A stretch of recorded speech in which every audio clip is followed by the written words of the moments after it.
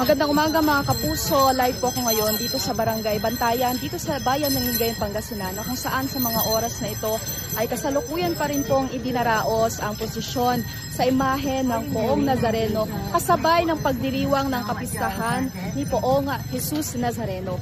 At sa mga oras na ito mga kapuso, kung inyong makikita ay dinaluhan po ito ng iba't ibang mga deboto mula sa simbahang Katoliko. Actually mga 4 AM po pala kanina ay nakahanda na itong prosesyon at may mga naabutan din tayo na ilang mga residente na sa mga nadaanan namin ay nakisabay na rin dito sa nasabing prosesyon. May mga nakita din tayong nagtirik ng mga kandila sa kanilang mga bahay bilang pagpapakita ng pananampalataya dito sa Poong Nazareno. May mga bata rin tayo na nakita kanina na nakaabang sa labas ng kanilang mga bahay para tignan at makisabay na rin dito sa nasabing prosesyon.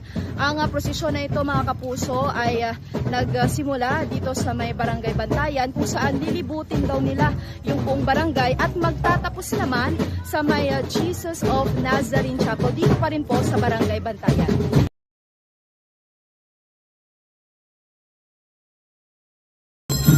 Holy Mary, Mother of God, pray for us sinners now and at the hour of our death.